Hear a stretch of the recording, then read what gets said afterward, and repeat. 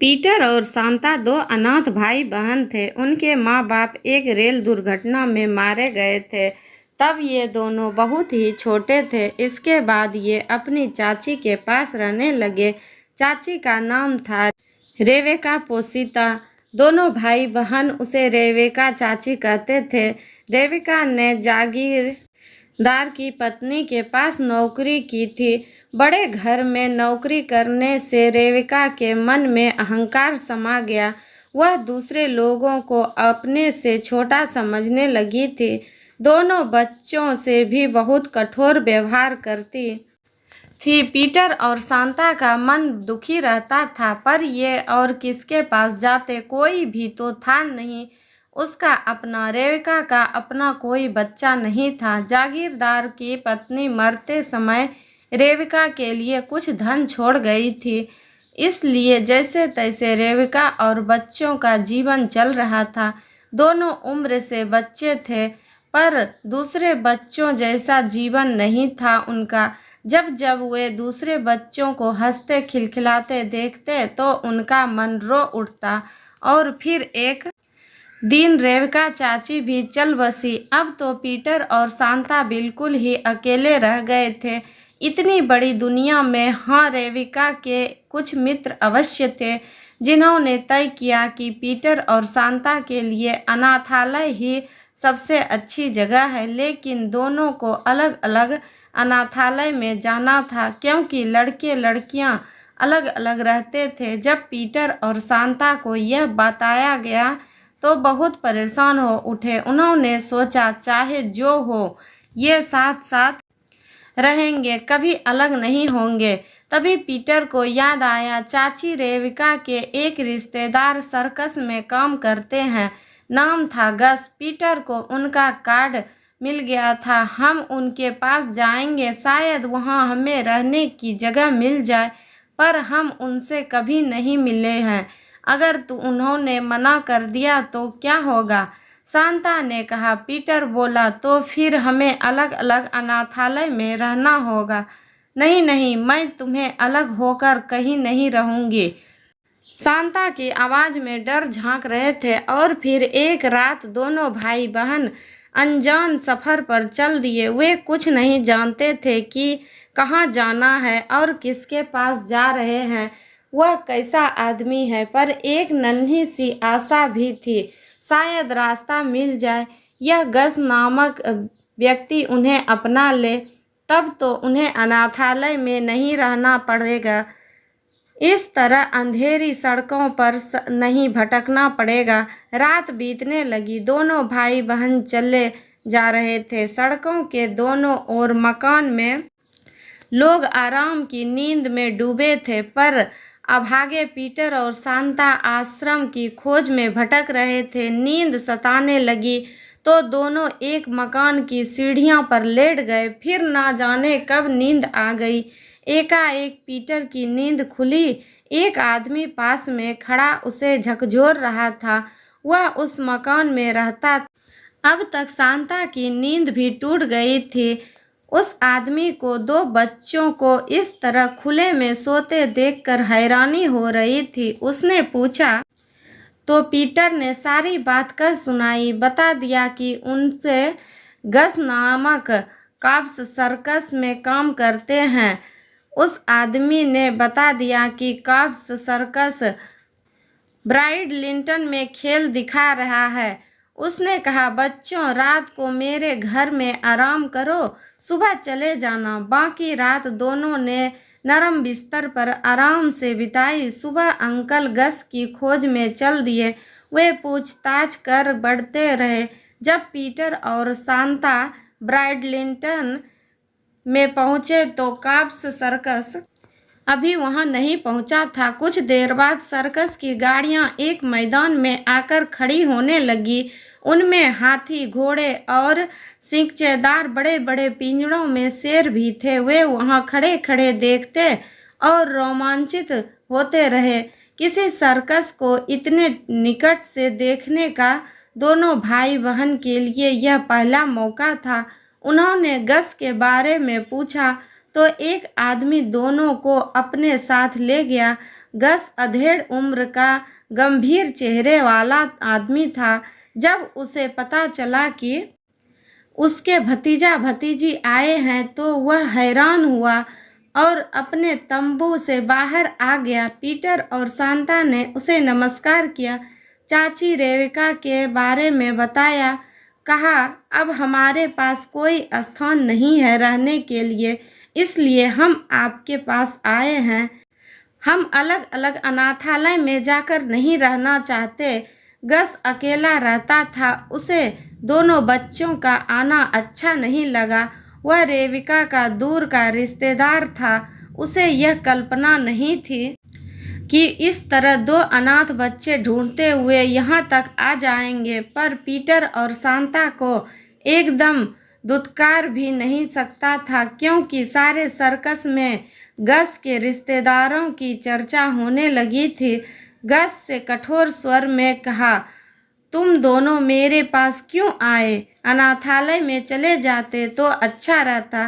खैर, जब तक सर्कस खेल दिखा रहा हूँ तब तक मैं तुम लोगों को साथ रखूँगा, उसके बाद तुम जानो तुम्हारा काम। पीटर और शांता गस के रूखे व्यवहार से सहम गए। वे जाते भी तो कहाँ, वे जानना चाहते थे कि सर्कस कब तक खेल दिखाएगा, पर कुछ भी पूछने की हिम्मत न हुई। इस तरह शांता और पीटर काप्स सर्कस के साथ रहने लगे। वहाँ की दुनिया उनके लिए अनोखी थी। एक दिन में सर्कस के कलाकारों को अभ्यास करते देखते और तो विचित्र लगता। सर्कस जिस कस्बे में जाता, कलाकारों के बच्चों वहाँ के स्कूल में पढ़ने के लिए जाते। हर कस्बे में सर्कस 4-5 दिन तक रुकता था। पीटर सोचता था, विचित्र है यह पढ़ाई, ऐसे में कोई क्या पढ़ सकता है भला। पर वे दोनों तो उस दिन तक एक बार भी स्कूल नहीं गए थे। गस के कहने पर वे बच्चों के साथ एक स्कूल में गए। वहाँ छात्रों ने इनका खूब स्वागत किया। छात्रों ने पीटर और शांता का परिचय पूछा तो पीटर ने संकोच से कहा, हम सर्कस वाले नहीं हैं, हम तो थोड़े समय के लिए आए हैं। फिर भी वे इस प्रश्न का उत्तर नहीं दे सके कि वे कहाँ से आए हैं। सर्कस कलाकारों के बच्चे स्कूल में करतब दिखाने लगे, पर शांता और पीटर के पास दिखाने के लिए कुछ नहीं था। सच तो यह था कि रेविका चाची ने उन्हें कुछ भी नहीं सिखाया था। दोनों भाई बहन सर्कस वाले बच्चों से अलग खड़े थे। शांता ने कहा, मैं सर्कस के करतब तो नहीं जानती, पर बहुत अच्छा वायलिन बजा सकती हूँ और मैं लैटिन जानता हूँ। पीटर ने गर्व से कहा। वे दोनों झूठ बोल रहे थे। गस ने यह सुना तो उसने शांता से कहा, मैंने सुना तुम बहुत अच्छा वायलिन बजाती हो, उस सबको कोई धुन सुनाओ। उस समय गस के आसपास कई लोग बैठे थे। अब तो शांता के काटो तो खून नहीं। वायलिन लाया गया, पर शांता ठीक से ना बजा सकी। सब उसकी हंसी उड़ाने लगे। पीटर डर रहा था कि कहीं उसके लैटिन ज्ञान की परीक्षा ना लेने लगे। एक रात पीटर और शांता को नींद नहीं आ रही थी। सर्कस का शोर शांत हो चुका था।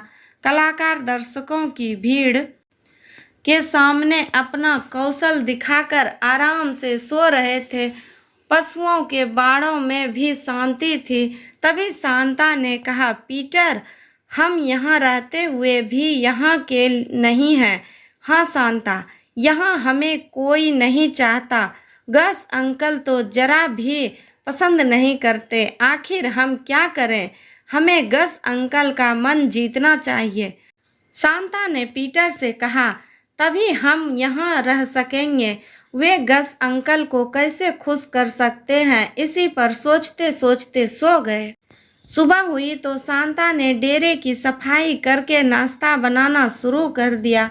उसे आशा थी नाश्ता करके गस उसकी तारीफ करेगा, पर उसे निराश होना पड़ा। गस ने कहा, शांता, तुम्हें नाश्ता बनाना नहीं आता, आगे कभी मत बनाना। दुख और अपमान के कारण शांता रो पड़ी। उधर पीटर गस की कार को चमकाने में लगा था। उसे लग रहा था गस अंकल उसकी मेहनत से प्रसन्न होकर उसे शाबाशी देंगे, पर गस ने देखकर मुंह चढ़ा लिया। कहा, यह तुम्हारा काम नहीं, जाकर बच्चों के साथ खेलो। पीटर और शांता का मन रो उठा।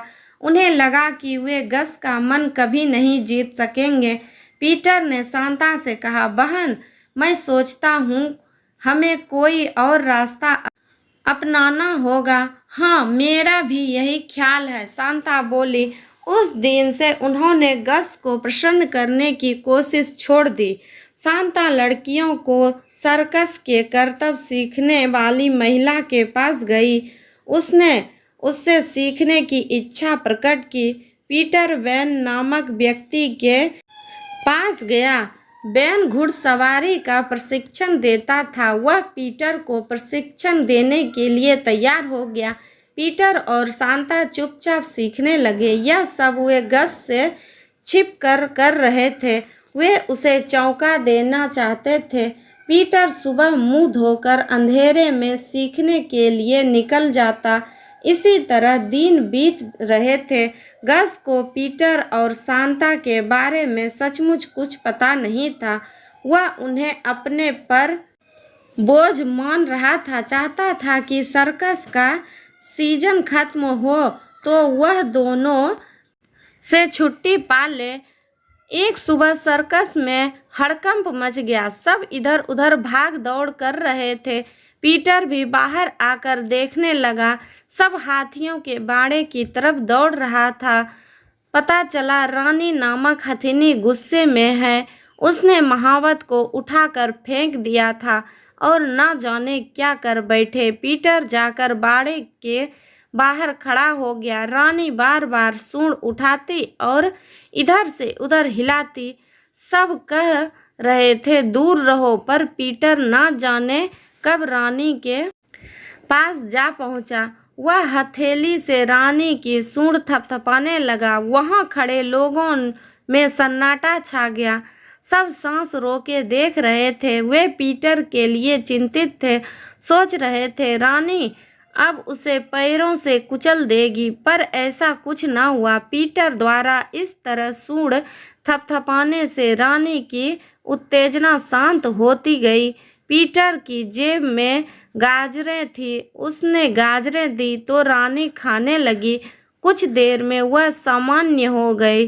पीटर बहुत देर तक रानी के पास खड़ा दुलारता रहा। पूरे सर्कस में पीटर के साहस की चर्चा थी। लोग कह रहे थे अगर पीटर न होता तो रानी न जाने क्या कर डालती। पीटर सोच रहा था क्या गस अंकल ने भी यह बात सुनी होगी। वह सर्कस का आखिरी दिन था। गस ने पीटर और शांता से कहा, अब मैं तुमसे विदा लूँगा। मैंने तुम दोनों के लिए एक स्कूल में व्यवस्था कर दी है। तुम्हारी रेवका चाची के मित्र तुम्हारी देखभाल करेंगे। रेवका चाची के मित्रों के पास जाने के बाद सुन दोनों परेशान हो उठे। उन्हीं के पास से भागकर तो पीटर और शांता यहाँ आए थे। अब वे सर्कस की जिंदगी स्वीकार कर चुके थे तो उन्हें फिर से निकालने की तैयारी हो रही थी। उसी रात सर्कस के तंबू में आग लग गई। घोड़े उसमें फंस गए। पीटर ने देखा तो फिर दौड़ता हुआ तंबू में घुस गया। घोड़ों के बंधन खोलकर बाहर ले आया। इस काम में उसे चोट भी आई, पर उसने परवाह नहीं की। उसे खुशी थी कि उसने घोड़ों को जलने से बचा लिया था। अगली सुबह जब विदा हो रहे थे, सर्कस का सामान गाड़ियों में लादा जा रहा था। पीटर और शांता एक तरफ खड़े थे। वे किसी के नहीं थे, कोई नहीं था उनका। तभी सर्कस के मालिक ने गस से कहा, मैंने सुना है तुम दोनों बच्चों को दूर के स्कूल में भेज रहे हो। यह तो ठीक नहीं है। अब ये हमारे हैं, ये कहीं नहीं जाएंगे। हमारे साथ रहेंगे। पीटर और शांता ने गस अंकल को पहली बार हंसते देखा, बच्चे जैसा चाहे। अब दोनों भाई बहन अनाथ नहीं रह गए थे, उन्हें अपना सर्कस का परिवार मिल गया था। वे मुस्कुरा रहे थे।